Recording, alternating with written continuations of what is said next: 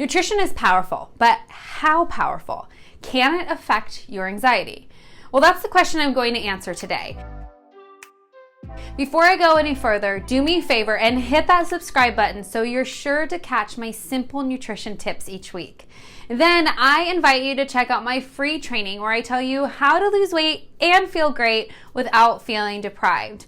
Because contrary to diet culture, you don't have to feel deprived to reach your goals and feel amazing. Just click the link below to access the training.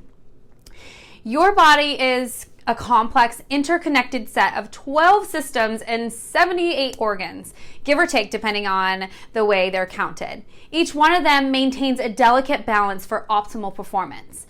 But when it comes to our nutrition, we most often think about organs like our heart or systems like our immune system. We overlook the impact it has on our brain, the home of our hypothalamus. So the hypothalamus is a gland located in your brain. It uses information from your nervous system to determine when to tell other glands to produce hormones. And one of those glands is the pituitary gland. Among other things, the pituitary gland affects your brain, energy, and mood.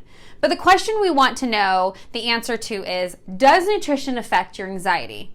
According to the Mayo Clinic, anxiety can be defined as intense, excessive, and persistent worry and fear about everyday situations. Worry and or fear are affected by hormones. Our hormones are made by our glands, and our glands are stored in our organs. And food directly affects our organs. So the answer is yes, nutrition does affect your anxiety. But how does nutrition affect your anxiety? Well, it comes down to what we do eat, more fiber, and what we don't eat or eat less of, less meat. Fiber-rich foods are great at producing short-chain fatty acids. Research has shown that specific prebiotics known to boost short-chain fatty acids suppress your body's response to stress by dampening the secretion of the stress hormone cortisol. CSFAs also regulate the way your brain processes emotional information, keeping it from dwelling on negative thoughts and emotions.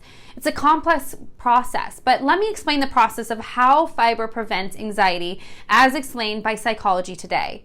So fiber travels through the stomach and small intestine intact, ending up in the colon. At that point, it becomes food for the healthy microbe. They turn the resistant carbohydrates known as prebiotics because they enhance the growth of beneficiary gut bugs by fermenting them. This process releases energy, gases, and metabolites called short-chain fatty acids.